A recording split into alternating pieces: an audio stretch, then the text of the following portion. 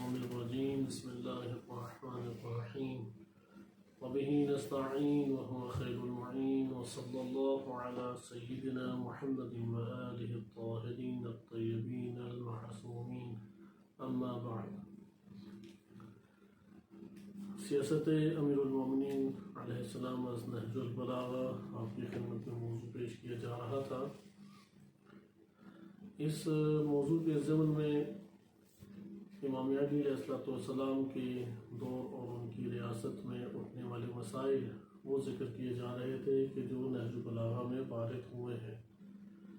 ان میں سے ایک اہم مسئلہ خوارج کا تھا کہ خوارج وہ گروہ ہے کہ جو امام علی علیہ السلام کے لشکر میں شمار ہوتا تھا کہ امام علی علیہ السلام کی جو فوج معاویہ بن ابی سفیان کے ساتھ لڑنے کے لیے جنگ صفین میں گئی، اس فوج میں جو افراد موجود تھے انہی میں سے ایک حلقہ یا ایک بڑا گروہ وہ خوارج کے عنوان سے سامنے آیا۔ بالفاظ دیگر ہم یہ کہہ سکتے ہیں کہ خوارج امام علی علیہ السلام کی فوج سے نکلے تھے، کسی اور کی فوج سے نہیں نکلے۔ اچھا، اس کے بعد ہم دوسرے مرحلے پہ پہنچے کہ اس چیز کا جائزہ لیں کہ خوارج کے اعتقادات اور نظریات کیا تھے۔ اس کو ہم زیر بحث لا رہے تھے نہج البلاغہ کے تناظر میں۔ اس حوالے سے گزشتہ درس میں آپ کی خدمت میں چند عبارتیں نہج البلاغہ سے پیش کی گئیں اور ہم نے امام علی علیہ السلام کے خطبات میں اس کو ملاحظہ کیا۔ ان میں سے ایک اہم نظریہ جو گزشتہ درس میں بیان ہو چکا ہے وہ یہ تھا کہ خطبہ نمبر 40 میں جیسے امام علی علیہ السلام نے ان کے اس نظریے کو رد بھی کیا، وہ نظریہ یہ تھا کہ حکومت فقط اللہ تعالیٰ کے ساتھ خاص ہے۔ لہذا خوارج نے یہ نعرہ لگایا تھا کہ حکومت اللہ کے علاوہ کسی کی نہیں ہو سکتی۔ تاریخ میں بہت کم ایسے افراد گزرے ہیں کہ جو مطلقاً حکومت کے کسی معاشرے میں نہ ہونے کے قائل ہیں، کیونکہ وائلہ ہر کوئی معاشرے میں حکومت کا قائل ہے۔ حکومت یا عادل ہوگی یا ظالم ہوگی، لیکن حکومت کے بغیر معاشرہ نہیں چل سکتا۔ یہ بہت واضح سا ایک امر ہے، بہرحال اس کے اوپر گفتگو ہماری پہلے طولانی طور پہ گزر چکی ہے۔ خوارج کا جو گروہ تھا، اصل میں حالات ایسے پہنچے جنگ صفین میں کہ امام علی علیہ السلام کو ایک قسم کی معاملہ کرنے کے لیے معاویہ بن ابی سفیان کی فوج کے ساتھ معاملہ کرنے کی ضرورت پیش آ گئی۔ مسئلہ جو اٹھا تھا وہ سابقہ دروس میں انتہائی تفصیل کے ساتھ بیان ہو چکا ہے، کیونکہ معاویہ بن ابی سفیان جو فوج لے کے آیا تھا اس سے 2 گنا زیادہ فوج تھی امام علی علیہ السلام کی۔ یعنی شام کا جو علاقہ تھا وہ پوری کی پوری ریاست کا 5% علاقہ تھا، یعنی پورے ملک میں 90% ملک پہ کس کا قبضہ تھا؟ امام علی علیہ السلام کا۔ بیت المال امام علی علیہ السلام کے قبضہ قدرت میں تھا۔ اسی طرح سرکاری پوری فوج وہ امام علی علیہ السلام کے پاس تھی۔ اب یہاں پہ جب جنگ شروع ہوئی تو معاویہ بن ابی سفیان کے قدم اکھڑنے لگے اور قریب تھا کہ یہ سارے کے سارے ختم ہو جاتے ہیں۔ انہوں نے پہلے سے ایک چال سوچ کے رکھی ہوئی تھی اور انہوں نے پرچموں پہ اور نیزوں کے اوپر، تلواروں پہ، ڈنڈوں پہ قرآن اٹھا لیے۔ اب یہاں پہ جو امام علی علیہ السلام کے لشکر والے تھے، کیونکہ امام نے حکم دیا کہ یہ ایک چال ہے اور اس چال کے جھانسے میں نہیں آنا، جا کے حملہ کرو۔ تو اب حملہ جب ہوتا تو قرآن کہاں پہ آتا؟ پاؤں کے نیچے روندا جاتا، گھوڑوں کی ٹاپوں کے نیچے آ جاتا۔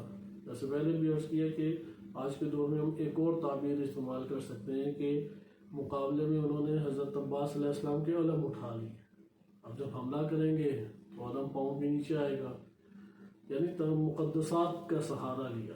آج کے دور میں بھی مقدسات کا استعمال سہارا لے کے لشکر امام علی علیہ السلام کو توڑنا چاہتا ہے۔ اس دور میں بھی مخالفین جو تھے انہوں نے یہی حربہ اختیار کیا اور لشکر امیر المومنین علیہ السلام کو ان مقدسات کا سہارا لے کے توڑا۔ البتہ وہ اس دور میں قرآن لے کے آئے تھے، اور آج کے دور میں جو استعمار نے اٹھائے ہیں مقدسات وہ عزاداری اور ولایت امیر المومنین علیہ السلام ہے کہ اسی کے عنوان سے شیعوں کو آپس میں لڑا دیا جائے۔ خلاصہ کلام، امام علیہ السلام کی لوگوں نے نہیں مانی، 12,000 یا اس طرح سے ایک بڑے گروہ نے امام علی علیہ السلام کے خیمے کا محاصرہ کر لیا۔ وہ کہا کہ مالک اشتر اور ان کی فوج کو واپس بلائیں، وَإِلَّا ہم آپ کو اسی طریقے سے قتل کر دیں گے جیسے خلیفہ سوم کے خلاف اقدام کیا گیا تھا۔ امیر المومنین علیہ السلام نے مجبوراً جناب مالک اشتر کو بلا لیا، وَإِلَّا یہ جو ایک بڑا لشکر اپنا ہی امام کے اوپر تلواریں لے کے چڑھ دوڑا تھا، اس کے ہاتھوں ممکن ہے شہید ہو جائے۔ اس اثنا میں جب آگے مالک اشتر تو انہوں نے یہ چال چلی تھی، قرآن اس لیے اٹھائے تھے کہ ہم قرآن کے اوپر فیصلہ کریں گے، کیونکہ دونوں ایک تقاضا لے کے آئے ہیں۔ امام علی علیہ السلام سے یہ تقاضا کرتے تھے کہ حضرت عثمان خلیفہ سوم کے قاتلین ہمارے حوالے کریں یا انہیں سزا دیں۔ امام علی علیہ السلام فرماتے تھے کہ قانونی کارروائی کے تحت ہم قاتلین کی نشاندہی کر سکتے ہیں، اس طرح آپ کے کہنے پہ تھوڑی نشاندہی ہوگی، اور دوسرا حالات اس میں بہتر ہونے دیں، قانون کی گرفت میں تو پہلے مجرم آئیں، پھر ان کا عدالت میں جا کے ہم فیصلہ کریں گے۔ لیکن وہ یہ کہتے تھے نہیں، ایک فہرست دیتے تھے، یہ سارے قاتلین ہیں، انہیں قتل کریں، ان کی تو نہیں مانی جا سکتی تھی۔ یہ وہ بہانے بنے کے آ کے اختتام کس کے اوپر ہوا؟ جنگ کے اوپر۔ اب انہوں نے یہ کہا کہ ہم قرآن کو ثالث بناتے ہیں، جیسے ایک آپ دو آپس میں بندے لڑنے والے عالم کے پاس جاتے ہیں تو ہم اسے کہیں گے تحکیم کے لیے عالم کے پاس گئے، تو انہوں نے کہا ہم قرآن کے پاس تحکیم کے لیے جائیں گے۔ قرآن کھولیں، دونوں گروہوں کے دو افراد آئیں، وہ بیٹھیں اور قرآن کی کسی آیت کو بیان کیا جائے اور اس آیت کے اوپر دونوں متفق ہو کے نیا خلیفہ چنیں۔ امام علی علیہ السلام بھی خلیفہ نہیں بنیں گے اور معاویہ بن ابی سفیان بھی نہیں بنے گا، تو قرآن کے اوپر آؤ ثالث بنے، اسے کہتے ہیں تحکیم۔ اب جب تحکیم عمل میں آئی، امام علی علیہ السلام تحکیم کے لیے عبداللہ ابن عباس یا مالک اشتر کو بھیجنا چاہتے تھے، لیکن لشکر والوں نے انکار کر دیا، ایک بڑے گروہ نے، اور کہا کہ ابو موسیٰ اشعری کو بھیجیں جو کہ امام علی علیہ السلام کے مخالف بھی تھے۔ تو بہرحال مجبور ہوئے اور مالک کے اشتر کو نہیں بھیجا، ابو موسیٰ اشعری گئے، اور پھر نتیجہ برعکس نکلا اور تحکیم بغیر کسی فیصلے کے، کیونکہ ادھر عمر بن عاص نے خیانت کی اور امام علی علیہ السلام کو تو برطرف کر دیا اور کہا کہ معاویہ بن ابی سفیان برحق ہے، میں اسے برطرف نہیں کرتا، اور اس کے اوپر ایک ہنگامہ مچ گیا اور اس طرح سے یہ ضائع ہو گئی۔ یعنی تحکیم قابل عمل ہونی بھی نہیں تھی، انہیں پہلے ہی پتا تھا، انہیں اپنی جان بچانے کے لیے اور اس میدان جنگ سے اپنے علاقوں میں واپس تازہ دم ہونے کے لیے فرصت چاہیے تھی۔ وہ فرصت انہوں نے ان نادانوں کے ذریعے سے پا لی کہ جنہوں نے امام علی علیہ السلام کی اطاعت نہیں کی۔ امیر المومنین علیہ السلام اب جب یہ تحکیم کا واقعہ ہوا تو ایک اور نیا گروہ ابھر آیا درمیان سے۔ یہ گروہ کہتا تھا کہ چونکہ امام علی علیہ السلام نے جہاد نہیں کیا اور تحکیم کا سہارا لیا ہے، لہذا نعوذ باللہ امام علی علیہ السلام دائرہ اسلام سے خارج ہو گئے، اپنے ہی لشکر والے، اور یہ خوارج کہلائے۔ لہذا خوارج کا یہ نظریہ، پہلا فاسد نظریہ یہ بنا کہ امام علی علیہ السلام حاکم نہیں ہے، لا حکم الا للہ، یا ان الحکم الا للہ، فقط اور فقط حکومت اللہ کے لیے ہے۔ اس کے اوپر امام علی علیہ السلام نے فرمایا تھا کہ کلمۃ حق یراد بها الباطل، بات ٹھیک ہے کہ اللہ ہی حاکم ہے حقیقی، لیکن یہ جو مراد لے رہے ہیں یہ لفظ بول کے وہ کیا ہے؟ وہ باطل ہے۔ پھر امام فرماتے ہیں کہ نعم انہ لا حکم الا للہ، بلا شک و شبہ اللہ کے علاوہ کوئی حاکم حقیقی نہیں ہے، ولیکن ہؤلاء یقولون لا امرۃ الا للہ، کہ کوئی امیر بھی نہیں ہوگا اللہ کے علاوہ، کوئی حاکم ہمارے اوپر سروں پر بھی نہیں ہوگا اللہ کے علاوہ، یہ بات درست نہیں ہے۔ وَإِنَّهُ لَا بُدَّ لِلنَّاسِ مِنْ أَمِيرٍ بَرٍ أَوْ فَاجِرٍ، لوگوں کے اوپر ایک امیر کا ہونا ضروری ہے، وہ نیک ہو یا بد ہو۔ بہرحال یہ والا حصہ آپ سابقہ دروس میں بھی پڑھ چکے ہیں، صرف یہ پورا پس منظر اس لیے بیان کیا کہ اس مسئلے کو سمجھ سکیں۔ خوارج کو اب سمجھانے کی بھرپور کوشش کی امام علیہ السلام نے، کہ انشاءاللہ اگلے درس میں ہم یہ موضوع رکھیں گے کہ خوارج کو کس قدر امام علیہ السلام نے سمجھایا، خطبات دیے، ابن عباس کو بھیجا، دیگر وفد بھیجے تاکہ جنگ نہ ہو، بالآخر اپنے لشکر کے افراد تھے۔ امام علی علیہ السلام نہ جنگ جمل چاہتے تھے، نہ جنگ صفین چاہتے تھے، اور یہ جنگ بھی اسی طرح جنگ نہروان بھی نہیں چاہتے تھے، لیکن مد مقابل جو گروہ تھے انہوں نے اتنی قتل و غارت کی اور اس قدر انہوں نے فتنے برپا کیے کہ مجبور ہوئے. جیسے جنگ جمل 2 جنگ جمل ہوئی ہیں، ہم تو ایک سنتے ہیں نا، ایک جنگ جمل 2 ہوئی ہیں. پہلی جنگ جمل جو ہوئی اس میں حضرت عائشہ کا جو لشکر تھا اس نے بصرہ کے اوپر حملہ کیا اور قبضہ کر لیا. جیسے ایک ملک دوسرے ملک کے اوپر قبضہ کرتا ہے، قبضہ ہوتا ہی تب ہے کہ جب فوج کو بھگا دیا جائے اور بندوں کو مارا جائے اور ادھر کا جو حاکم ہے اسے پکڑ کے نکال دیا جائے. تو جنگ جمل اول جو تھی اصغر چھوٹی جنگ جمل، اس میں یہی ہوا کہ صحابی رسول جناب عثمان بن حنیف رضی اللہ عنہ کو پکڑ کے خوب مارا، ان کے باری داڑھی کے سارے بال نوچ ڈالے اور انہیں پکڑ کے بصرہ سے باہر نکال دیا. بیت المال لوٹ لیا. بیت المال کے لیے جو نیک اور پاکیزہ افراد امام علی علیہ السلام کی جانب سے کھڑے تھے سب کو قتل کیا، اور اس طرح جنگ جمل میں فتح حاصل کی جو مخالفین تھے امام علی علیہ السلام کے. لیکن مد مقابل کیا تھے دوسری جنگ جمل میں؟ اس میں بھی امام علی علیہ السلام نے بار بار وفود بھیجے، سمجھایا، انہیں خطبے دیے، حتیٰ کہ جب میدان میں آمنے سامنے ہو گئے تب بھی امیر المومنین علیہ السلام نے ایک جوان کو بھیجا کہ وہ جا کے ان کے سامنے قرآن کو پڑھے اور قرآن کے ذریعے سے ان کی اصلاح کی کوشش کرے. تو انہوں نے اس قدر اس کے اوپر تیر برسائے کہ وہ نیچے بھی نہیں گر سکا، پورا تیر سے چھلنی کر کے مار دیا اسے. یہاں سے پھر جنگ جمل عملاً شروع ہوئی. صفین بھی اسی طرح سے ہے، بار بار وفد بھیجے امام علی علیہ السلام نے، بار بار انہیں سمجھایا، یہاں تک کہ ان کے بندے امام علی علیہ السلام کے شہید پہ شہید کیے انہوں نے، یہاں تک کہ مجبور ہو گئے کہ جنگ صفین کریں.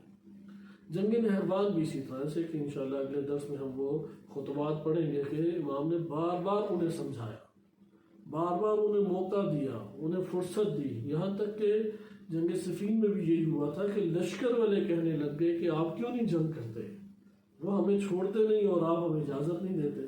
یہاں تک کہ امام علی علیہ السلام نے پھر جنگ کی اجازت دی.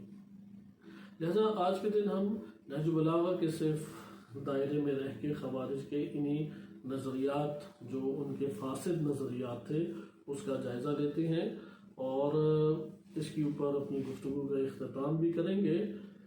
البتہ ایسا نہیں ہے کہ اس کے علاوہ اور ان کے فاسد نظریات نہیں ہیں، کیونکہ ہمارا دائرہ صرف نہج البلاغہ ہے، اس لیے ہم صرف 3-4 ان کے نظریات کو ہی نہج البلاغہ کے آئینے میں قابل بحث قرار دے رہے ہیں. وإلا ان کے اور بہت سارے فاسد نظریات ہیں، کیونکہ یہی خوارج کا گروہ جو امام علی علیہ السلام کے طبقے سے یا لشکر سے نکلا.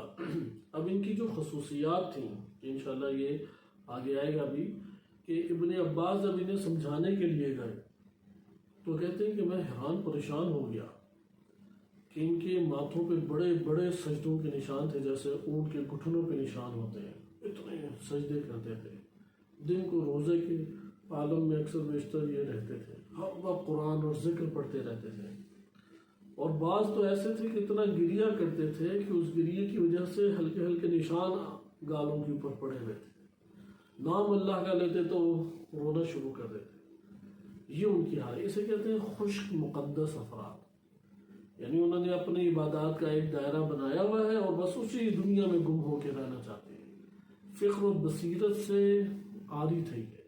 یعنی خوارج کا گروہ لشکر امیر المومنین علیہ السلام سے جو نکلا اس کی چند وجوہات ہیں. ان میں سے اہم ترین وجہ، ان میں وجوہات میں سے ایک اہم ترین وجہ ان کا بے بصیرت ہونا ہے، بے شعور ہونا ہے.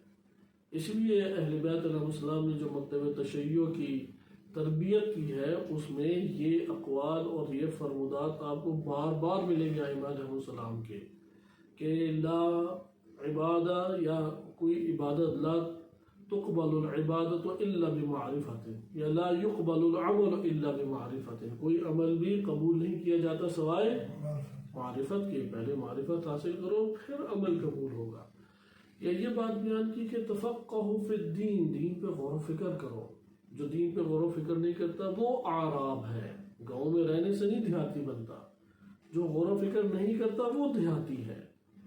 اس لیے ممکن ہے کہ شہری دنیا میں ہو، ڈاکٹر ہو، انجینئر ہو، بہت بڑی پوسٹ پہ ہو، بڑی اچھی کرسیوں اور کمروں میں بیٹھا ہو، لیکن غور و فکر کرنے والا نہ ہو. وہ اعراب میں سے ہے.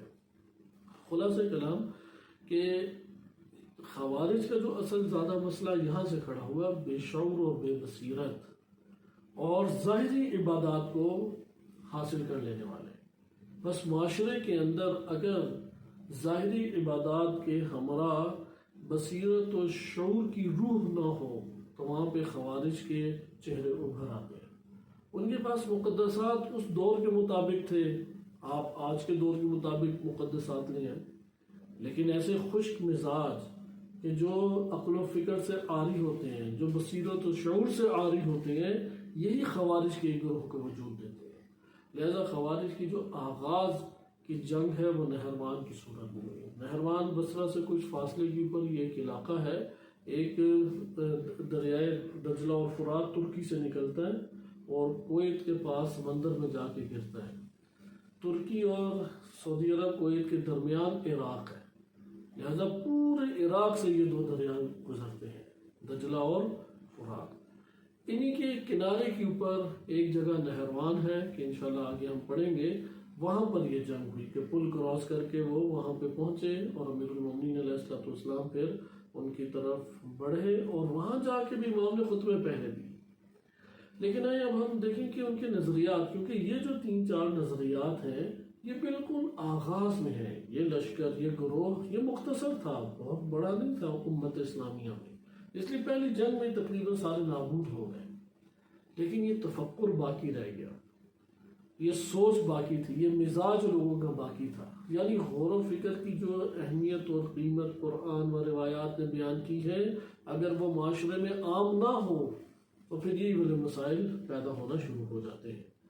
لہذا خوارج کا جو تفکر ہے، یعنی امام علی علیہ السلام کا لشکر میں کتنے خوارج ہوں گے؟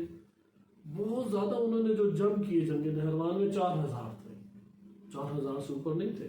اس لیے امام علی علیہ السلام نے تقریباً سب کو ہی اس جنگ نہروان میں، ان کی نظر میں جنگ سے بھاگنے والا وہ گناہ کبیرہ انجام دیتا ہے، اور گناہ کبیرہ کا جو مرتکب ہے وہ دار اسلام سے خارج ہے. اس لیے کوئی جنگ سے بھاگا بھی نہیں، یہ بہت ڈٹ کے جنگ کیا کرتے تھے. جو ہمارے ہاں معاشروں میں، ظاہری معاشروں میں، بالخصوص ہمارے پاکستان کے معاشروں میں بہادری اور شجاعت کے معیارات ہیں، ان سب کے اوپر تو خوارج اترتے ہی تھے.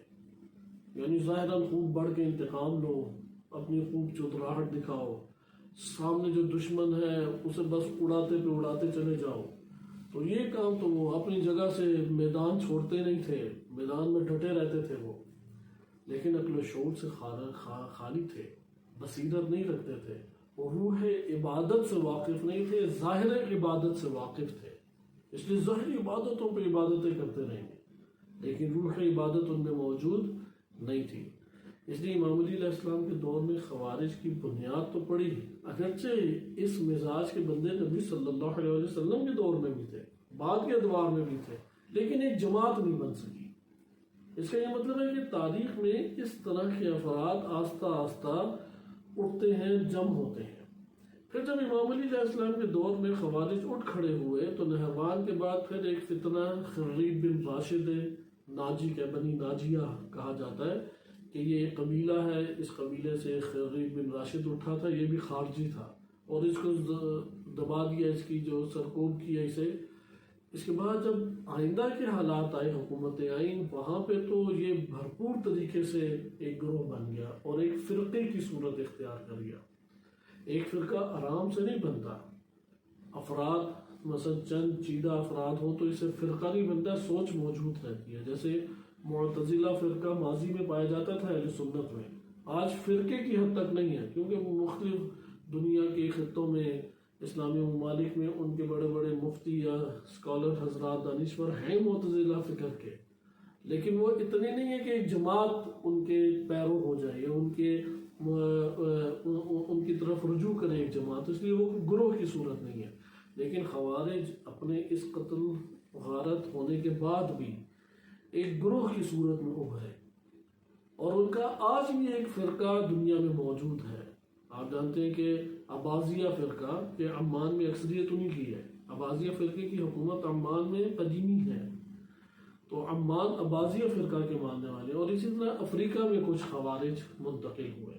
اب وہ جو خوارج کے نظریات تھے کہ شدید ناسبی پن، شدید دشمنی امام علی علیہ السلام سے، وہ آج بھی اسی طریقے سے موجود ہے۔ اس لیے عمان میں ایسے شدید ترین افراد ہیں کہ نعوذ باللہ لعن طعن کرتے ہیں، قلیل ہے اگرچہ۔ افریقہ میں ایسے افراد موجود ہیں جو نعوذ باللہ امیر المومنین علیہ السلام کے اوپر لعن طعن کرتے ہیں۔ پاک و ہند ادھر موجود ہے۔ اب تو بعض میڈیا کے اوپر بھی آ گئے کہ خلفۂ راشدین میں سے ہے ہی نہیں، سنی ہے ظاہراً، کہتے ہیں خلفۂ راشدین میں سے ہی نہیں امام علی علیہ السلام، صرف پہلے 3 خلفاء ہمارے خلفۂ راشدین ہیں، چوتھے خلیفہ خلفۂ راشدین میں سے نہیں۔ یعنی یہ جو خوارج کا گروہ تھا یہ آہستہ آہستہ ایک فرقہ اختیار کر گیا، پھر ان کے کئی فرقے آئے، اور انہوں نے ہر دور میں بنو امیہ کو بھی خود مشکل میں ڈالا، بنو عباس کو بھی مشکلات میں ڈالا، یعنی پوری امت کے لیے ایک فتنہ تھے یہ افراد۔ اس لیے امام علی علیہ السلام سے ایک روایت منقول ہے المحاسن برقی میں کہ یہ ختم ہونے والے افراد نہیں ہیں، افراد جو ہیں۔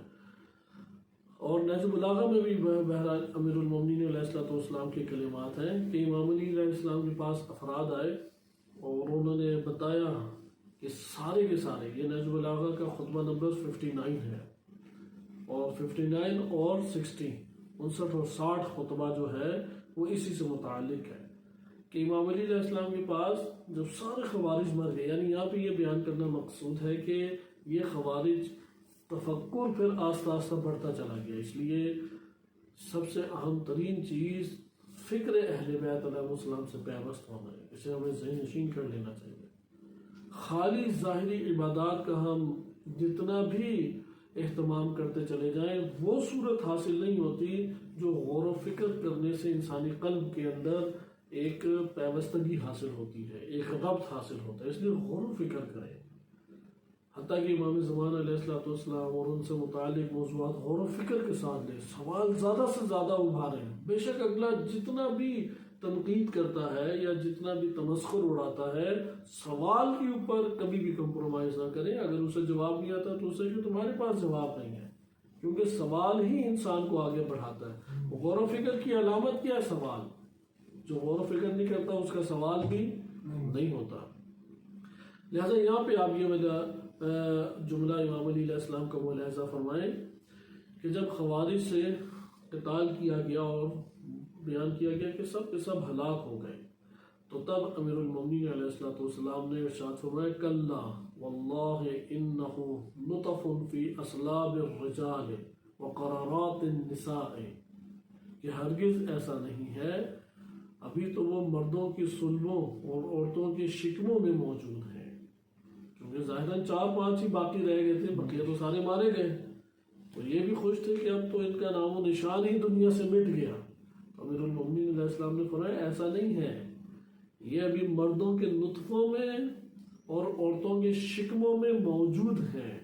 جب بھی ان میں سے کوئی سردار ظاہر ہوگا تو اسے کاٹ کے رکھ دیا جائے گا، یعنی یہ اٹھتے رہیں گے اب آگے زمانے میں، اور جب بھی اٹھیں گے تو حکومتیں انہیں کچل دیں گی، یہاں تک کہ ان کے آخری فرد چور اور ڈاکو ہو کے رہ جائیں گے، پھر چھپتے پھریں گے اور چوری اور ڈاکو بن کے زندگی بسر کریں گے کھانے پینے کے گزارے کے لیے۔ انہی خوارج کے متعلق پھر امام علیہ السلام نے یہ بھی فرمایا کہ میرے بعد خوارج کو قتل نہ کرنا، اس لیے جو حق کا طالب ہو اور اسے نہ پا سکے وہ ایسا نہیں ہے کہ جو باطل ہی کی طلب میں ہو اور پھر اسے پا بھی لے۔ یعنی اس سے مراد امیر المومنین علیہ السلام کا معاویہ بن ابی سفیان اور اس کے ساتھی تھے۔ بہرحال اس سے پہلے والا حصہ ہمارے موضوع سے متعلق تھا کہ یہ تفکر کیا ہے، بنتا جائے گا، اٹھتا جائے گا، آگے جاتا جائے گا، یہاں تک کہ آج کا زمانہ بھی اس میں شامل ہے۔ مثلا محاسن میں برقی نے ایک بڑی خوبصورت روایت نقل کی ہے، جنگ جمل سے متعلق تو نہج البلاغہ میں ہی ہے کہ ہم وہ پڑھ چکے ہیں کہ نہج البلاغہ میں جب جنگ جمل ختم ہو گئی تو امیر المومنین علیہ السلام کا ایک صحابی ان کے پاس آیا اور کہا کہ میرا بھائی چاہتا تھا کہ وہ بھی کاش آپ کے ہمراہ ہوتا، لیکن جنگ بھی ختم ہو گئی۔ تو امام علیہ السلام نے فرمایا کہ واقعی وہ ہمارے ہمراہ ہوتا،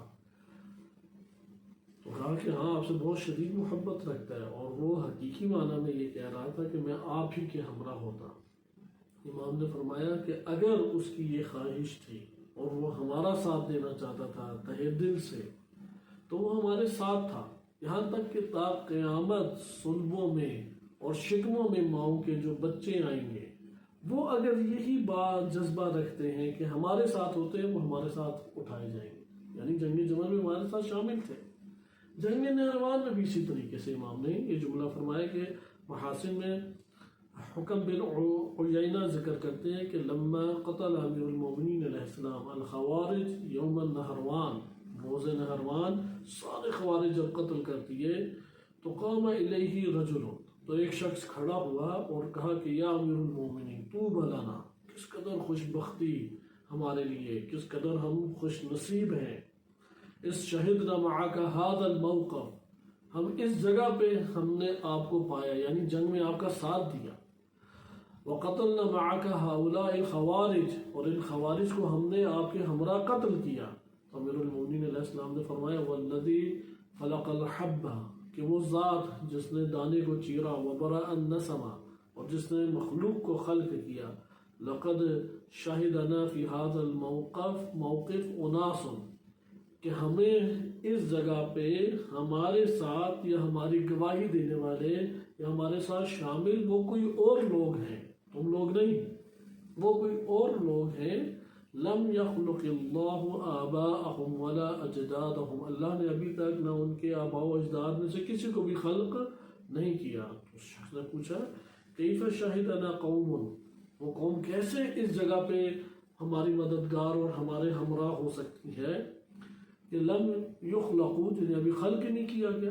تو امام نے فرمایا بلا قوم، یہ وہ قوم ہے یکونون فی آخر الزمان، یہ آخری زمانے میں قوم آئے گی، یشرکوننا فیما نحن فیہ، وہ اس عمل جنگ، اس جنگ میں وہ ہمارے ساتھ شریک ہیں، وہم یسلمون لنا، اور وہ ہمارے سامنے سر تسلیم خم کیے ہوئے ہوں گے، یعنی جو ہمارا موقف ہے وہی موقف اختیار کیے ہوئے ہوں گے، جو ہماری فکر ہے وہ یہ فکر اختیار کیے ہوئے ہوں گے، اور اگر یہ ہمارے ساتھ جنگ میں ہوتے تو ہمارا ساتھ دیتے ہوئے مد مقابل دشمن سے لڑتے بھی، یہ حقیقت میں ہمارے ساتھ جنگ میں شریک ہیں، اور یہی وہ لوگ ہیں جو ہمارے سامنے سر تسلیم خم کیے ہوئے۔ فَأُولَئِكَ شُرَكَاؤُنَا فِيمَا كُنَّا فِيهِ حَقًّا حَقًّا، کہ جو جنگ ہم نے لڑی ہے اس میں 100% یہ ہمارے ساتھ قوم شریک ہے جو آخری زمانے میں آئے گی۔ اس لیے یہ موقف کوئی چھوٹی چیز نہیں ہے کہ ہم اسے نظر انداز کر دیں، یہ موقف اہمیت کے حامل موقف ہوتے ہیں کہ جنگ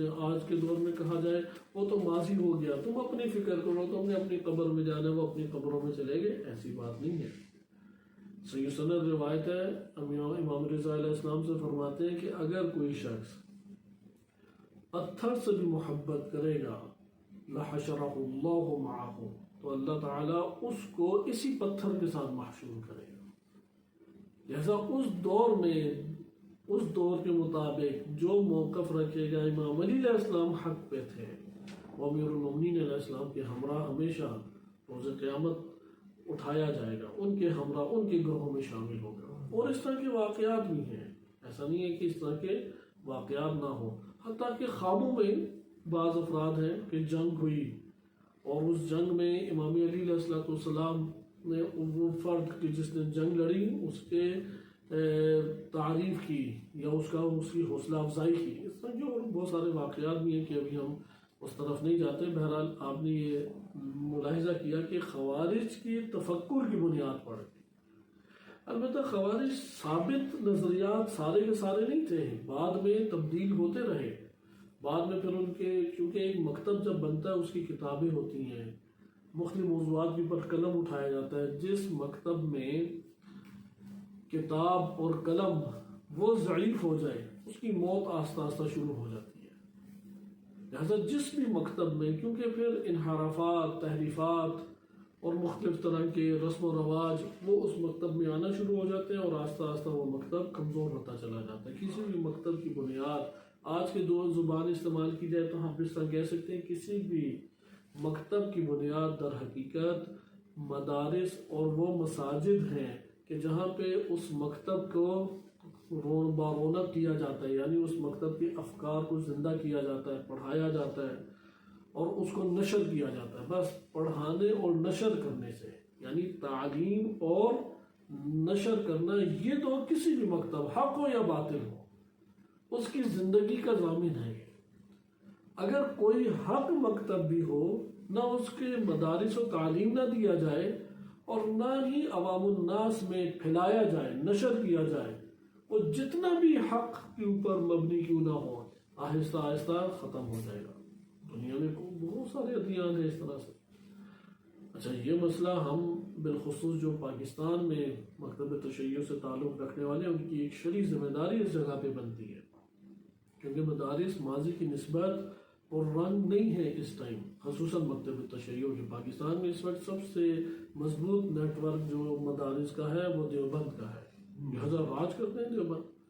ان کی اردو کی کتابیں بھی عربی میں ٹرانسلیٹ ہو چکی ہیں۔ اس ٹائم پوری دنیا میں اہل سنت میں جتنی تحریکیں اٹھتی ہیں، اس میں پاکستان کے دینی مفکرین کے آراء اور افکار وہ اصل میں شامل ہوتے ہیں، اس کی اساس کے اوپر یہ سارا انجام پاتا ہے۔ جیسا کہ تقی عثمانی صاحب، انہوں نے بینکاری کے اوپر پورا کام کیا کہ سود سے پاک بینکاری، اور پھر المیزان بینک کی بنیاد بھی رکھی، سیٹ اپ قائم کیے، مدارس قائم کیے، انہوں نے بہت بڑے مدارس ان کے بنے ہوئے ہیں۔ اچھا، ہمارے پاکستان کی طرف مکتب تشیع کی طرف آئیں کہ ایران اور عرب بعض مدارس وہ تو کامل ترجمانی کرتے ہیں اور ایک عزت اور وقار تشیع کا رکھے ہوئے ہیں، لیکن اگر آپ پاکستان کی سطح تک دیکھیں تو مدارس کے اندر بہت اعلیٰ یافتہ تعلیم موجود نہیں ہے کہ درس خارج کے لیول کی تعلیم ہو، یا مقاصد کفایہ جو درس خارج سے پہلے کی کتابیں ہیں، یا اعلیٰ ترین فلسفی بڑی کتابیں وہ عمیق طور پہ یا ایک بڑی علمی سطح کے اوپر پڑھائی جا رہی ہوں کہ نہ ہونے کے بڑھائی، یعنی ہو بھی تو بہت قلیل ہے۔ اس لیے لہٰذا یہاں پہ ہماری ایک ذمہ داری بنتی ہے کہ اس تعلیم کے سلسلے کو قوی کیا جائے، لوگ نکلیں، مدارس کی دنیا میں آئیں، قدم اٹھائیں، بالکل اسی طرح جیسے مال دنیا کے حصول کے لیے یونیورسٹیز میں جاتے ہیں۔ یونیورسٹی کا نظام دیکھیں کتنا مضبوط ہو گیا، وہاں پہ ہر غارہ نہیں جا کے ہوتا، ادھر ایک وہ بناتے ہیں، اس کے لیے معیار بناتے ہیں، اس معیار کے اوپر ایڈمیشن ہوتا ہے، اگر وہ معیار نہیں پایا جاتا ہے اس لڑکے کا ایڈمیشن نہیں ہے۔ وہاں پہ سنجیدہ افراد، بڑی بڑی جو یونیورسٹیز ہیں، لیکن مدارس کی طرف آئے تو وہاں پہ نظر آئے گا کہ جیسے پورے معاشرے کا جو اکثر بیشتر حصہ کہ کسی فیلڈ میں چلنے والا نہیں، ناکارہ ترین افراد، چلو اٹھا کے مدرسے میں ہم ڈال دیں کہ کم سے کم روٹی اور پیٹ تو اس کا چلتا رہے۔ یہ تفکر جو ہے یہ مکتب کو نقصان پہنچاتا ہے، مکتب کے خاتمے کا آستہ آستہ سبب بن سکتا ہے۔ لہٰذا ان دو چیزوں پہ توجہ کی ضرورت ہے کہ تعلیمی سلسلہ ہو، نمبر 2 نشر کریں دین کو، جو نشر کرے واقعاً اس نے مکتب کو زندہ کرنے کی کوشش کی ہے۔ اسی طرح جو تعلیمی اداروں کا قیام کرے اور تعلیم کو وہاں پر پھیلائے تو اس نے مکتب کو زندہ کرنے کی کوشش کی۔ خوارج کا بھی بالآخر مکتب بن گیا، انہوں نے بھی اپنے کتابیں لکھی، مختلف موضوعات کے پر قلم اٹھایا، عقائدی کتابیں ہیں، فقہی کتابیں ہیں، اخلاقی کتابیں ہیں، تفکر اپنا دیا، پھر اس سے شاخیں نکلی، مختلف فرقے نکلے کہ ابھی وہ ہماری بحث سے باہر ہے۔ ابتدا میں جو مسائل اٹھے خوارج کے، ان میں ہم نے بعض نظریات کو گزشتہ درس میں ملاحظہ کیا تھا کہ جن میں سے ایک ہے کہ حکومت امام علی علیہ السلام کی قبول نہیں ہے، یعنی کسی بشر کی حکومت ہے نہیں، ریاست کو بلا حکومت رکھو، حاکم فقط اللہ کی ذات۔ یہ سب سے بڑا فساد بنتا ہے کسی چھوٹے سے گھر میں بھی، آپ حتیٰ کہ اپنے گھر میں بھی کسی بڑے کی جس کی حتمن مانی جائے اس کا کردار ہٹا دیں، وہ گھر رہنے کے قابل ہوگا؟ وہاں پہ مثلاً باپ ہے، باپ چلا گیا، اب بھائی کہتے ہیں کہ نہیں ہمارے اوپر کوئی بھی اوپر نہیں ہے بڑا، تو وہاں پہ آپ دیکھیں گے کہ ایک کوئی بھائی ایک عمل انجام دے رہا ہے، دوسرا کچھ انجام دے رہا ہے، تیسرا کچھ انجام دے رہا ہے، کوئی کسی کو ٹوکے تو کہ تم کون ہوتے مجھے کچھ کہنے والے، وہ گھر میں رہنے کے قابل نہیں رہیں گے وہاں پہ۔ ایسا حتمن ایک کو اوپر کر لینا چاہیے۔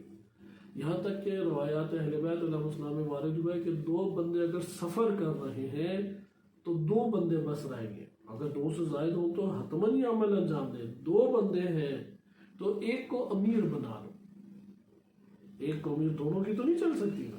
ایک کو امیر بنا لو کو کہ جو یہ کہے گا ہم وہی کریں گے, جہاں یہ کہے گا ادھر رکیں گے, جو یہ کہے گا وہی کھائیں گے, یہ کہے گا کہ 2 ٹائم نہ کھاؤ تو نہیں کھائیں گے.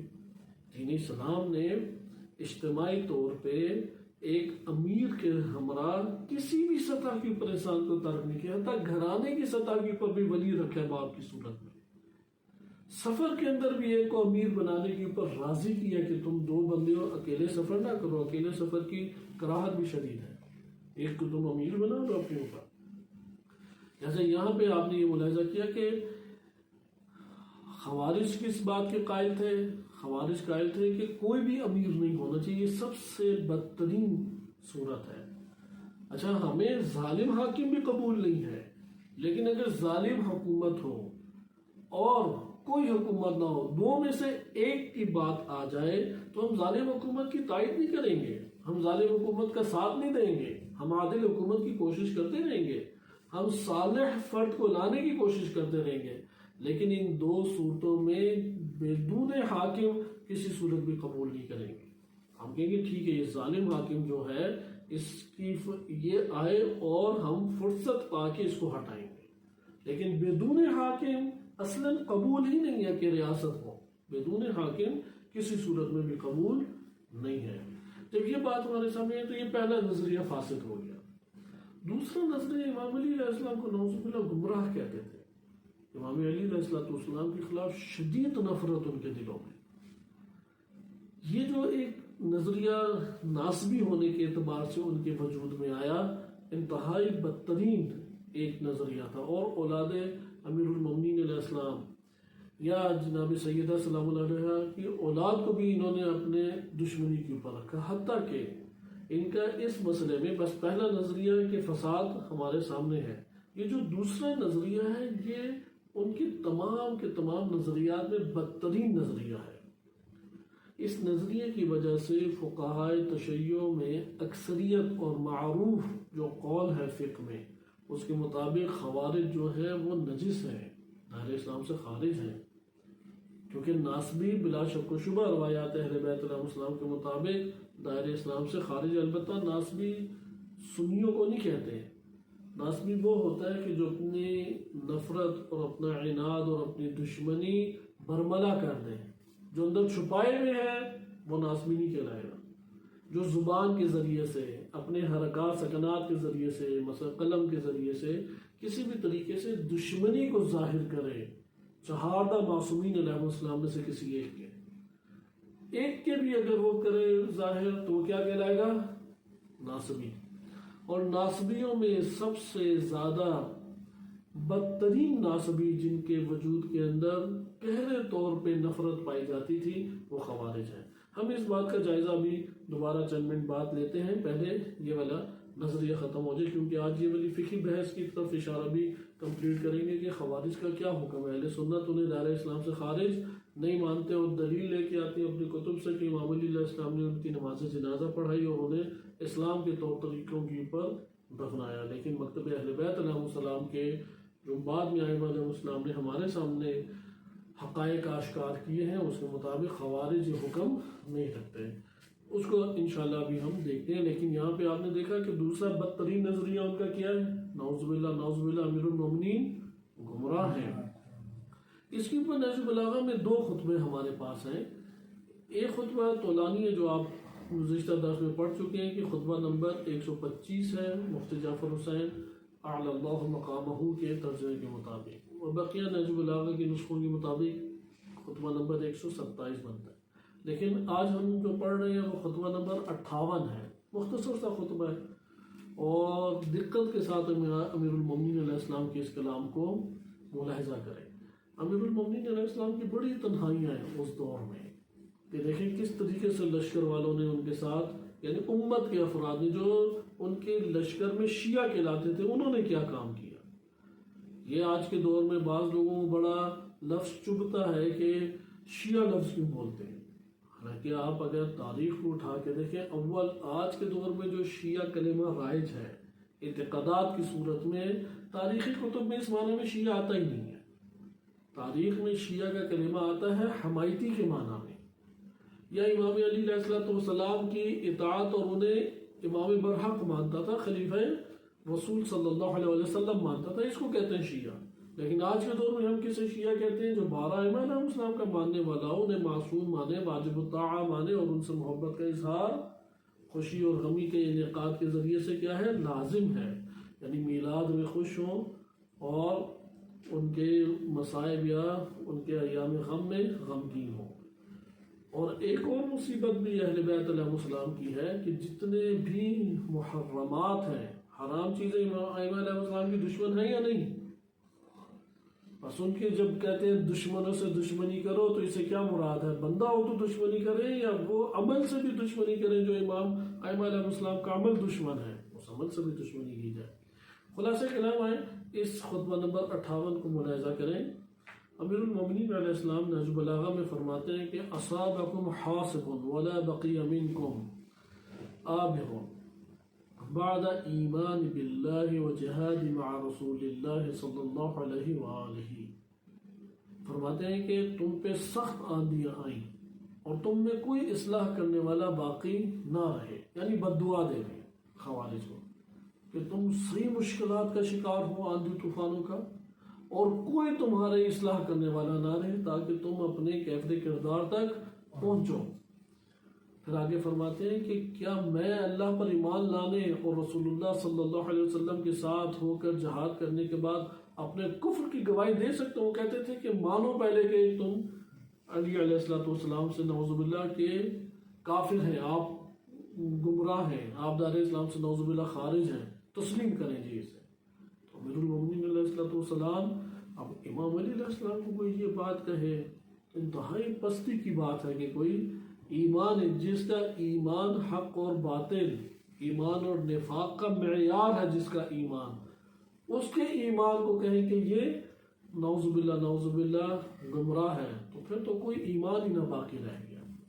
جیسا امام علی علیہ السلام فرماتے ہیں کہ میں کیسے کفر کی گواہی اپنی دے سکتا ہوں؟ میں سب سے پہلے ایمان اللہ پہ لانے والا ہوں، نبی صلی اللہ علیہ وسلم کی اقرار کرنے والا اور ان کے ہمراہ سب سے آگے بڑھ بڑھ کے جہاد کرنے والا ہوں۔ پھر امام فرماتے ہیں پھر تو میں گمراہ ہو گیا اور ہدایت یافتہ لوگوں میں سے نہ رہا۔ اگر میں خود اقرار کر لوں کہ میں گمراہ ہوں تو اس کا مطلب ہے کہ میں خود کہہ رہا ہوں کہ میں ہدایت یافتہ لوگوں میں سے نہیں ہوں۔ پھر آگے امام فرماتے ہیں تم اپنے پرانے بدترین ٹھکانوں کی طرف لوٹ جاؤ اور اپنے ایڑیوں کے نشانوں پہ پیچھے کی طرف پلٹ جاؤ۔ یاد رکھو کہ تمہیں میرے بعد چھا جانے والی ذلت اور کاٹنے والی تلوار سے دوچار ہونا پڑے گا۔ تم میں سے بعض بچیں گے لیکن وہ انتہائی ذلت کا سامنا کریں گے اور تلواریں ان کی گردنوں کے اوپر چلتی رہیں گی، اور ظالموں کے اس وتیرے سے سابقہ پڑنا ہے کہ وہ تمہیں محروم کر کے ہر چیز اپنے لیے مخصوص کر لیں گے کہ تم ایسے ظالموں سے ٹکراؤ گے جو تمہیں ختم کریں گے، وہ بھی ظالم ہیں، جیسے بنو امیہ اور بنو عباس والے، کیونکہ ان کے لیے آئے روز ان خوارج نے مسئلہ کھڑا کیا ہوتا تھا کہ ان ظالموں سے تمہارا واسطہ پڑے گا کہ یہ ظالم جو ہیں وہ ہر چیز تم سے لے لیں گے اور تم محرومیوں کے سوا کچھ بھی نہیں کاٹو گے۔ یعنی جن نظریات کے تم مالک ہو اس میں دنیا میں بھی بدترین سخت ترین ایک عذاب کاٹو گے اور آخرت بھی عذاب والی ہے۔ لیکن آپ نے اس خطبے میں دیکھا کہ غم امام کا کیا ہے؟ ہمیں امیر المومنین علیہ السلام یہ ہے کہ کس سطح کی پر امام کی شخصیت کو رکھ رہے ہیں۔ پہلے غم یہ تھا کہ معاویہ کے ساتھ میرا مقایسہ کرتے ہیں، کہاں علی بن ابی طالب علیہ السلام، کہاں معاویہ بن ابی سفیان، اصلاً قابل مقایسہ ہی نہیں ہے کوئی۔ کدھر امام علی علیہ السلام کے ساتھ معاشرے نے رکھ دیا، بہت بڑا غم تھا۔ اصل کوئی کہاں امام علی علیہ السلام کی شان اور فضیلت اور اہمیت، اور کہاں طلقاء ابن طلقاء جو فتح مکہ کے موقع پہ یا اس کے بعد مسلمان ہوئے اور اسلام کے لیے کسی قسم کی نہ قربانی ہے اور نہ کوئی بڑی ان کا کارنامہ ہے، اور کس ہستی کے ساتھ ملاتے ہیں۔ لیکن خوارج آئے تو انہوں نے اس سے بھی پست ترین کام کیا، انہوں نے تو نعوذ باللہ گمراہ ہونے کا حکم لگا دیا۔ اب اس کو ہم تحلیل چند منٹوں میں کر کے اس گفتگو کو ختم کرتے ہیں کہ اس میں چند اور چیزیں بھی ہیں۔ تیسرا ان کا بڑا جرم تھا کہ آئے روز مسلمانوں کی گردنیں اڑاتے تھے۔ آج کے دور میں خوارج گردن اڑانے سے زیادہ معروف ہو گئے، جبکہ اس دور میں جو خوارج کے انحرافی نظریات تھے، پہلے یہ دو نظریات تھے، ایک سیاسی، کیونکہ یہ سارے سیاسی مسائل ہی ہیں، اس لیے جو سیاست کو اپنے طور پہ آزاد سمجھتا ہے وہ بہت بڑے خطرے میں پڑ جاتا ہے. ہمارے یہاں پاکستان میں آپ دیکھیں سیاسی مسائل کے اوپر تبصرے دکانوں میں بیٹھ کے عام افراد کر رہے ہوتے ہیں. کسی کے پاس کوئی ٹائم نہ ہو تو ایک دوسرے سے گپ شپ سیاسی مسائل میں شروع ہو جاتی ہے. یہی سیاسی مسائل بنے کہ تشیع مکتب سامنے آیا ہے، کیونکہ تشیع کا مکتب نبی صلی اللہ علیہ وسلم کے بعد اسلامی ریاست کے پہلے حکمران کے اوپر ہے. یعنی غدیر میں اعلان جو ہے ولایت کا وہ ولایت حکمرانی کا ہوا تھا. ولایت حکمرانی میں اطاعت لازم ہے، ولایت حکمرانی میں محبت کا اظہار لازم ہے. وَإِلَّا تو آپ ولایت بمعنی حکمرانی ہٹا دیں تو بقیہ ولایتوں کا تو ان کو کوئی مسئلہ ہی نہیں تھا. وہ تو خلیفہ دوم کہتے تھے کہ تم پرچے پہ بھی لکھوا آتے تو یہ بھی ہمارے لیے سعادت تھی. ہمیشہ ہی وہ اس گھر کے ساتھ نسبت دیتے ہوئے بہت ایک جذباتی طور پہ قدم بڑھانے کی کوشش کرتے، جیسا کہ یہ مصنف ابن ابی شیبہ میں جو دھمکی دی جناب سیدہ سلام اللہ علیہ و خلیفہ دوم نے، اہل سنت نے کی کتب میں یہ صحیح اور معتبر حدیث ہے کہ امام علی علیہ السلام اپنا حق لینے کے لیے یعنی حکمرانی لینے کے لیے میٹنگز کیا کرتے تھے جناب سیدہ سلام اللہ علیہ کے گھر میں، کیونکہ رسول صلی اللہ علیہ وسلم نے ہمیشہ اس گھر کی عزت اور تکریم کی اور آیت تطہیر پڑھا کرتے تھے. اس لیے مسلمانوں میں اس گھر کی بہت اہمیت تھی. اس گھر کو کوئی نہیں چھیڑ سکتا تھا. تو اس گھر میں امیر المومنین علیہ السلام، جناب زبیر اور دیگر بنی ہاشم کے افراد وہ اس گھر میں کیا جمع ہوتے تھے، وہ میٹنگز کرتے تھے. تو خلیفہ دوم کو خبر مل گئی تو خلیفہ دوم آئے اور جناب سیدہ سلام اللہ علیہ کو سخت دھمکی دی کہ، اور الفاظ آغاز میں کیا ہے اس دھمکی میں کہ آپ کے والد سے زیادہ ہمیں اس دنیا میں کوئی عزیز نہیں ہے، اور والد کے بعد آپ کی شخصیت سے زیادہ محبوب شخصیت ہم مسلمانوں میں کسی کی بھی شخصیت محبوب نہیں ہے. لیکن یہ جو کام ہو رہا ہے حکومت کے مد مقابل، یہ جو کام ہو رہا ہے، اگر یہ ہوا تو میں گھر کے افراد سمیت اس گھر کو آگ لگا دوں. بہرحال ہم اس کو بھی ایک بڑی جسارت شمار کرتے ہیں کہ آگے کے واقعات نہ بھی اگر اہل سنت کتب میں معتبر ذرائع سے آئی ہوں، یہ خود اقدام بہت بڑی ایک جسارت ہے. لیکن اس میں آپ نے دیکھا کہ نسبتیں دیتے تھے اس دور میں لوگ نبی صلی اللہ علیہ وسلم اور اس گھرانے کے افراد سے. تو خوارج کا جو مسئلہ تھا، انہوں نے امام علی علیہ السلام سے محبت کی اساس پہ، ان کی طرفداری کے اساس پہ قتل و غارت شروع کر دی. یہ جو قتل و غارت کا آغاز کرنا ہے، اس سے آج کے دور میں خوارج تفکر پہچانے جانے لگا. تو خوارج کا ایک جو بہت بڑا جرم تھا وہ یہی تھا کہ بڑے بڑے اکابر صحابہ کو، تابعین کو، مثلا جیسے حباب بن ارد یا عبداللہ بن حباب بن ارد، وہ تشریف لا رہے تھے، ان کی زوجہ بھی حاملہ تھی، تو ان کو بھی پکڑا، سوال پوچھا کہ کس کے حامی ہو؟ کہا علی بن ابی طالب کا. تو کتب تاریخ اہل سنت کی کتب تاریخ میں وارد ہوا ہے.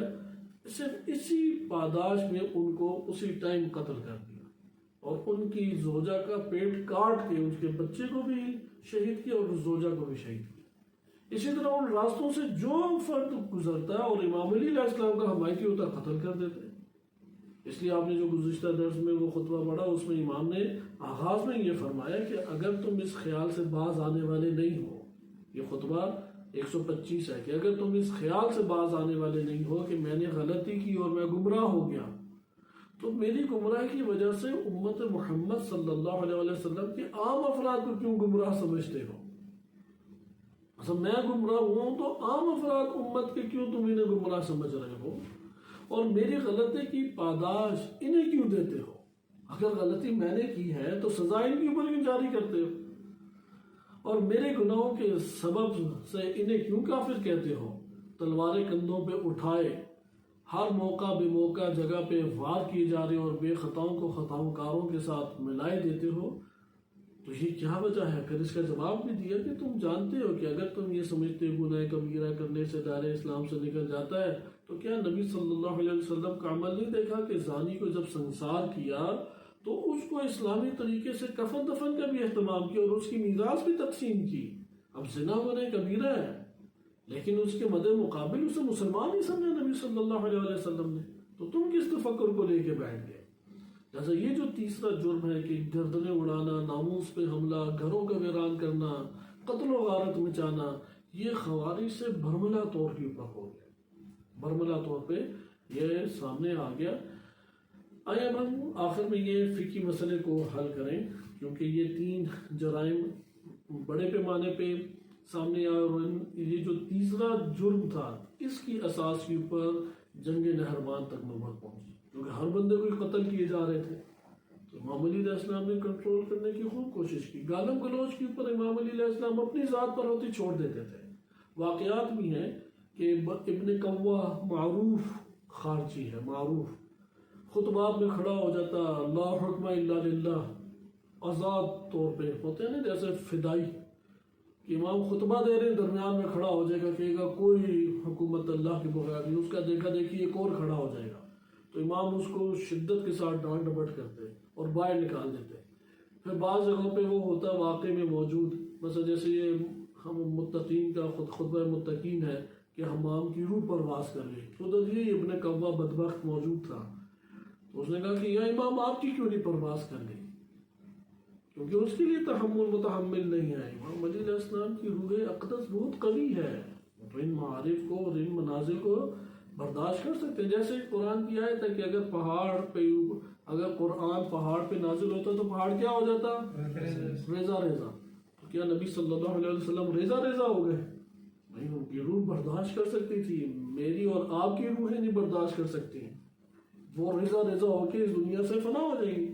تو یہ ابن قوہ جیسے افراد ہوتے تھے، اسی طرح سے واقعہ وارد ہوا ہے۔ امام علی علیہ السلام کے سامنے آ کے خارجی نے انہیں خوب گالیاں دی، تو لوگ دوڑے کہ اسے پکڑ کے قتل کر دیں، تو امام نے فوراً روک دیا کہ نہیں، اسے چھوڑ دو، گالی کا بدلہ بہت زیادہ ہو تو گالی ہو سکتا ہے، اسے مارتے کیوں ہو؟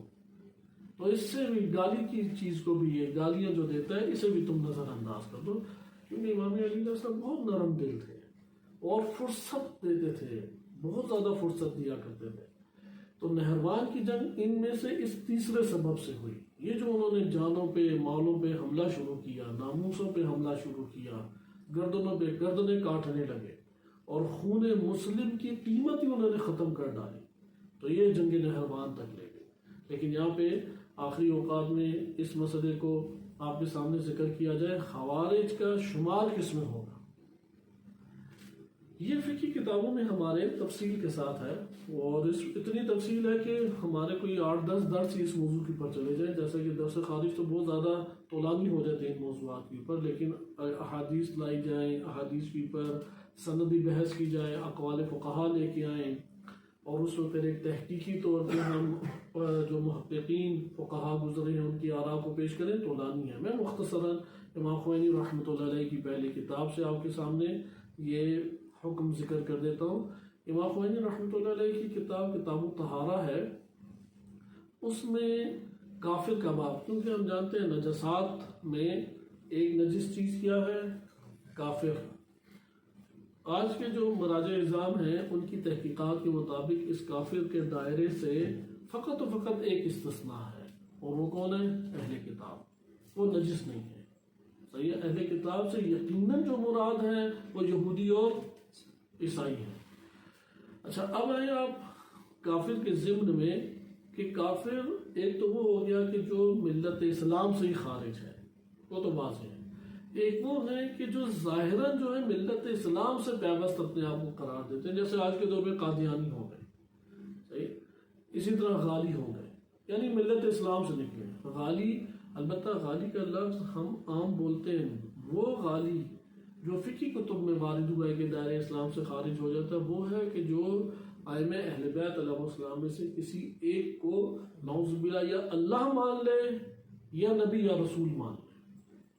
اگر اللہ نہیں مانتا، یعنی رب بھی بے معنی اللہ کہے تب، اگر رب بے معنی اللہ نہیں کہتا تو اس کا فاسد ہے نظریہ، فاسد ہے۔ مثلا ایک رب کا استعمال یہ ہے کہ واسطوں کے ذریعے سے مثلا وہ تدبیر کر رہے ہیں، اللہ تعالیٰ کی ذات کو وہ مانتا ہے، تو اسے کہیں گے نہیں، ادھر بھی رب کا استعمال نہ کرو، لیکن رب بے معنی اللہ بولے اور ائمہ اہل بیت علیہ السلام میں سے کسی ایک کے ربوبیت کا قائل ہو جائے یا الوہیت کا قائل ہو جائے، دائرہ اسلام سے یہ خارج ہے۔ اسی طرح نبی صلی اللہ علیہ وسلم کی مانند نبوت یا رسالت کسی 12 ائمہ علیہ السلام میں سے کسی کا قائل ہو جائے دائرہ اسلام سے خارج ہو جائے گا، غالب بھی باہر ہے۔ سوال پیدا ہوتا ہے ناسبی کا، اور ناسبی کے حکم کے ضمن میں خوارج آ جاتے ہیں۔ جہاں تک ناسبی کا تعلق ہے تو ادھر فقہا نے ایک بحث کی ہے۔ ناسبی وہ ہوتا ہے کہ جس نے ائمہ اہل بیت علیہ السلام سے ٹکراؤ کیا ہے دشمنی کی اساس پر۔ ناسبی کون ہے؟ جس نے ٹکراؤ کیا ہے کس کی اساس پہ؟ دشمنی کی۔ ادھر ایک سوال ابھارتے ہیں کیونکہ اس پر بحث سوال کی صورت میں گئے تو جلد حل ہو جائے گی، کہ اگر کوئی شخص لڑائی کرے ائمہ اہل بیت علیہ السلام سے یا انہیں شہید کرے لیکن دشمنی کی اساس کی وجہ سے نہیں، شہوت اس کے اوپر شہوت اقتدار غالب آ گئی یا شبہ کا شکار ہو گیا، تو اس صورت میں بھی ناسبی کہلائے گا وہ یا نہیں؟ یعنی اب دو صورتیں ہوگی یا نہیں؟ ایک دفعہ ناسبی تو وہ ہے کہ جو دشمنی رکھتے ہوئے ائمہ اہل بیت علیہ السلام کے خلاف اظہار دشمنی کر دے، یہ تو پکا ناسبی ہے۔ جو دشمنی کا اظہار کرے وہ کیا ہو گیا؟ ناسبی، چاہے اس نے جنگ لڑی ہے یا جنگ نہیں لڑی۔ لیکن ایک فرد ہے کہ وہ ائمہ اہل بیت علیہ السلام کی عظمت کو جانتا ہے، فضیلت کو جانتا ہے اور اعتراف بھی کرتا ہے، لیکن شہوت اقتدار کی وجہ سے، ریاست کی وجہ سے، ریاست کا ہوسدار ہونے کی وجہ سے، حریص ہونے کی وجہ سے اس نے ائمہ اہل بیت علیہ السلام کے خلاف جنگ کی، تو یہ بھی ہے جہنم میں، ابدی جہنم میں ہے بلا شک و شبہ۔ کیونکہ جو بھی امام علیہ السلام کے خلاف تلوار لے کے نکل کھڑا ہوا یا اسے دشمنی کی وہ ابدی جہنم میں ہے۔ لیکن نجاست کا حکم لگے گا یعنی کیونکہ فقہ میں نجاست کے اعتبار سے دیکھا، وَإِلَّا ہم اگر اپنے اس فکری انداز میں دیکھیں تو بات دونوں کی برابر ہے، دونوں ہی جہنمی ہیں، دونوں ہی فاسد ہیں، دونوں ہی ہمارے لیے قابل قبول نہیں ہے۔ وہ جو دشمنی کی اساس میں لڑائی کر رہا ہے اور جو دشمنی کی نہیں بلکہ حریص اور ہوسدار ہونے کی وجہ سے لڑائی کر رہا ہے، ہر دو ہمارے لیے قابل انکار ہیں، لیکن ایک کے اوپر نجاست کا حکم لگے گا اور دوسرے کے اوپر نجاست کا حکم نہیں لگے گا۔ اس لیے دشمنی جیسے مامون، امام خمینی رحمۃ اللہ علیہ نے بھی ادھر مثال دی مامون کی، کہ میں ادھر سے پڑھ دیتا ہوں کیونکہ آج کل پروپیگنڈا زیادہ اٹھا دیتے ہیں کہ لفظ شیعہ کیوں بولا تھی۔ اس دور میں خوارج کہاں سے نکلے؟ لشکر امیر المومنین علیہ السلام سے۔ ان کے اوپر کیا بولا جاتا تھا؟ لفظ شیعہ ہی معاشرے میں بولا جاتا تھا، جیسے لفظ مسلم ہی بولا جاتا ہے، لیکن وہ ممکن ہے دائرہ اسلام سے خارج ہو جائے۔ تو امام خمینی رحمۃ اللہ علیہ صفحہ نمبر 483 میں بیان فرماتے ہیں، جلد نمبر 3 اپنے اس موسوعے میں، بل منقول عن بعض خلفاء بنی عباس کے بعض خلفاء سے یہ منقول ہے انہو کان شیعیا، کہ یہ شیعہ تھے، یعنی انہو کان شیعیا یعنی ہارون، ظاہراً ہارون کی طرف ہے کہ یا بعض خلفاء شیعہ تھے، بعض کی طرف بھی کہہ سکتے ہیں، بعض خلفاء بنی عباس کیا تھے؟ شیعہ۔ وَنُقِلَ عَنِ الْمَأْمُونِ، مامون سے تو یہ بھی نقل ہوا ہے انہو قال انی اخذت التشیع من ابی، میں نے جو تشیع حاصل کیا اپنے باپ سے تشیع کو حاصل کیا ہے۔ ومع ذلك كان هو وابوه على اشد عداوة لأبي الحسن موسى بن جعفر وابنه الرضا علیہم السلام، اس کے باوجود یہ باپ بیٹا دونوں امام موسیٰ کاظم علیہ السلام اور امام رضا علیہ السلام کے شدید ترین دشمن تھے، شدید ترین دشمن تھے۔ تو آپ نے اس جگہ پہ ملاحظہ کیا کہ یہاں پہ خوارج کا جو حکم ہے، اب انہوں نے جو امام علی علیہ السلام سے دشمنی کی، اگر خوارج کی دشمنی نفرت کی اساس کے اوپر ہے، بغض کی اساس کے اوپر ہے، تو خوارج کیا ہو جائیں گے؟ نجس بھی قرار پائیں گے۔ اور اگر نفرت کی وجہ یا بغض نہیں ہے یا نفرت نہیں ہے بلکہ ان کی گمراہی ہے یا شہوات ہے، شہوت اقتدار ہے، تو یہاں پہ بھی وہ فاسد اور مثلاً ہم ابدی جہنم میں رہنے والے، لیکن نجاست کا حکم لاگو نہیں ہوگا۔ ہمارے فقہا کا کیا اس بارے میں نظریہ؟ ہمارے فقہا متفق ہیں اس مسئلے پہ، اور اجماع کا دعویٰ بھی امام خمینی رحمۃ اللہ علیہ، آیت اللہ خوئی رحمۃ اللہ علیہ اور دیگر بزرگان نے کیا ہے کہ خوارج دار اسلام سے خارج تھے، دار اسلام سے خارج ہے تو ان کے اوپر نجاست کا حکم لگے گا۔ ادھر ایک سوال پھر ابھارا، اور اس کا جواب بھی آیت اللہ خوئی اور دیگر فقہا نے دیا کہ امیر المومنین علیہ السلام کے دور میں تو ان کے کیونکہ نجس ہوتے وہ، تو ان کے جھوٹے سے تو اجتناب کرنا چاہیے تھا. ان کے ہمراہ کھانے پینے میں جیسے تری اور گلاہٹ منتقل ہوتی ہے اور نجس چیز کھانا پینا جائز نہیں ہے، تو اس سے تو اجتناب کرتے، مسجدوں میں اس کے آنے کے اوپر کچھ پابندی لگاتے، تو یہ چیزیں تو نہیں تھیں. تو اس میں یہ پھر جواب دیا گیا کہ جو نبی صلی اللہ علیہ وسلم کی شریعت ہے، اس شریعت کے تمام احکام پورے کے پورے عالم اسلام میں عام نہیں ہوئے تھے. اور یہ اہل سنت بھی قائل ہے کہ پورے عالم اسلام میں نہیں، آہستہ آہستہ پورے عالم اسلام میں وہ پھیلے ہیں. اس لیے امام باقر و امام صادق علیہ السلام کے دور میں معاشرے کے اندر خوارج کا حکم جو ہے وہ پھیلنے کی فرصت ملی. اس لیے اس سے پہلے یہ موقع فراہم نہیں تھا کہ اس حکم سے سارے کے سارے آشنا ہو جاتے. اس لیے ائمہ اہل بیت علیہ السلام جو متاخر ہیں ان کے ذریعے سے ان کا حکم ہمارے لیے آشکار ہوا.